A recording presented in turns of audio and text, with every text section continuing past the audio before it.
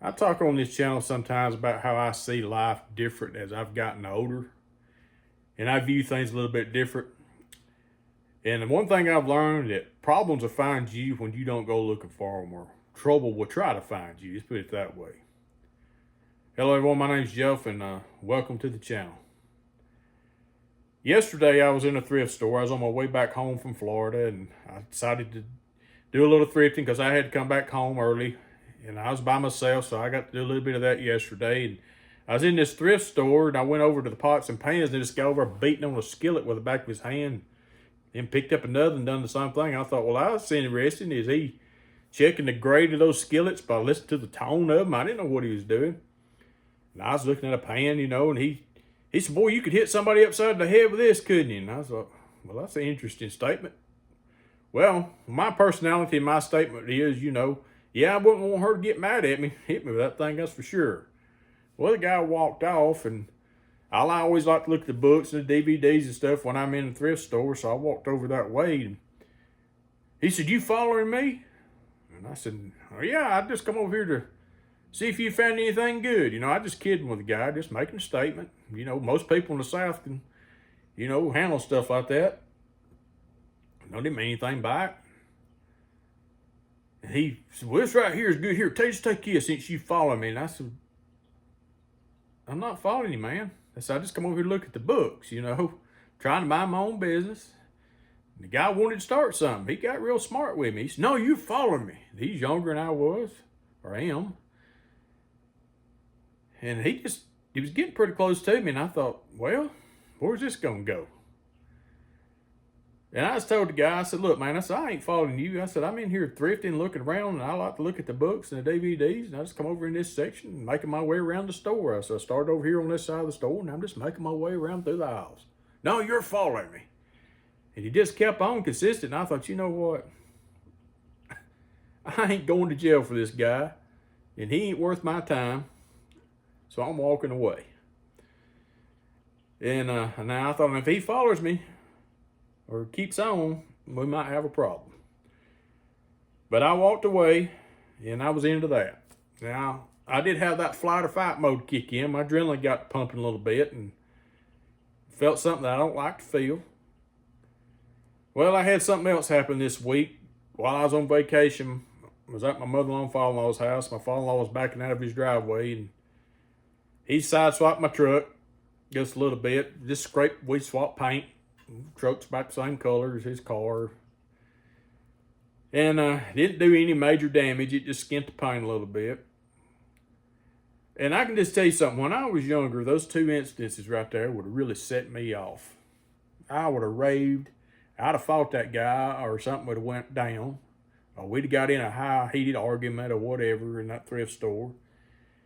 And my father-in-law ran into my car. I would have been hollering, screaming, you're going to fix my car, and got upset about it and all that kind of stuff, but it just ain't worth it. Now, there's a time that you need to stand up for yourself, and if that would have been one of my family members or my wife that guy had been talking to that way, we'd have had a problem. But it was just me and nothing to me. As far as my truck goes, it ain't that big a deal. I'm going to work on it, get it fixed. I told my father-in-law, I said, don't worry about my truck. You skint your car up pretty bad too, and it didn't do any real major damage. It's just a piece of metal. It's a machine. It's a tool that I use, and the older I get, the less stuff means that much to me. Because we put too much emphasis on things and stuff sometimes. But, a lot of times you get up in the morning, you don't know what's going to happen that day. You don't know what you're going to face. But I guarantee you, sometimes problems, issues, it's going to happen. It's going to find you. It just does. You don't ask for it. You don't want it. You want things to go smooth all the time. I do anyway. I don't like confrontation. I don't like having to deal with issues and things, but that's just part of life. And what I have learned in my older age is that if I let some things go, and things that are not worth my time are not worth getting upset about. I have a lot more peace about myself and about life. Now, that ain't something that just happened for me overnight. That's something that I had to work on for a long time. That's something the Lord had to help me with. And I had to pray about for a long time. And it's something that I've had to work on. It's a weakness for me because I was around a lot of people when I was growing up, working with my uncle and my cousin and different things in the construction industry.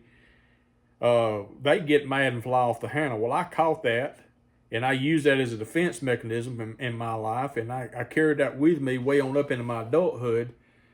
And till about 5 or 6 years ago, that was a problem for me. And it really took me about 20 years to really get it under control because I started working on it a long time ago. But it would flare up every now and then, and I have learned the signs and things of when I start feeling that way or things start upsetting me. I need to do a little self-evaluation, a self-check, and see what's going on with me. Have I got enough rest? Have I got enough sleep? Have I got too much going on in my life? Have I spent enough time in prayer? Have I spent enough time in the Word? And, am I living just for myself, or being a baby about things and just wanting what I want all the time?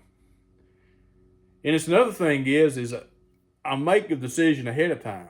And I made this decision several years ago, is that think about something before you open your mouth and before you react and before you do things. Because once you open that mouth and you do something, you say things, you can't take that action or that word back.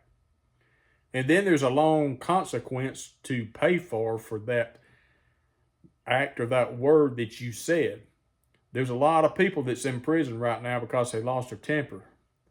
And they took someone's life, or they done an act in the wrong way because they didn't think about the long-term consequences of what they was about to do or what they was going to do or what they did. They didn't think about what the long-term effects of that was going to be. So it's just this decision that I had to make because I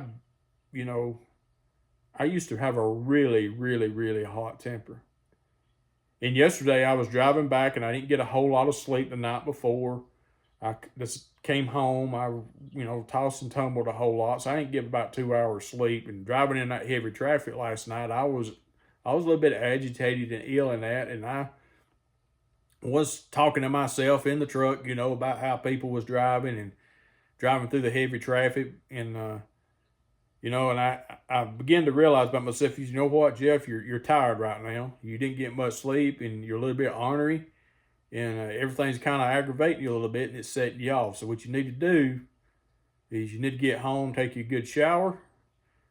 If you're a little bit hungry, eat you a little bit of something, you need to go to bed, and you need to get you some good rest, and you need to start all over again in the morning.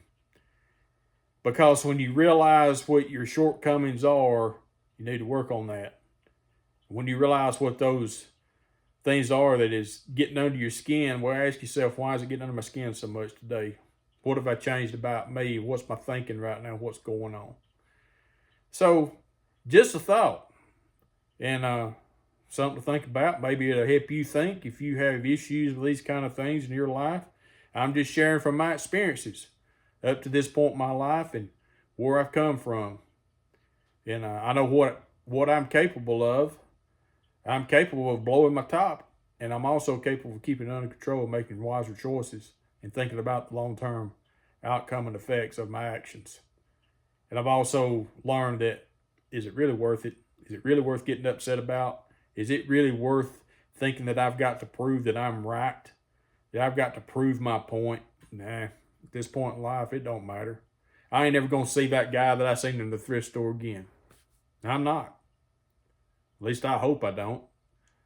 Because he's 5.5, 6 hours away from me right now. And, I hope that guy gets it together if he's that paranoid about people walking up behind him and, in the thrift store looking at books, bless his heart, that's all I can say. And as far as my truck goes, well, I think I can handle that, and I can fix that a little bit. It ain't going to cost me but a couple $100, and I know how to do that, so no big issue. And if I don't, so what? Give it a little character. Hey, go out there and do something great for someone today. It will bless them. It will bless you. You'll walk away feeling like, hey, life has some purpose to it, and it ain't all about me. Hey, if you like this kind of content, hit like, subscribe, share. I'd really appreciate it.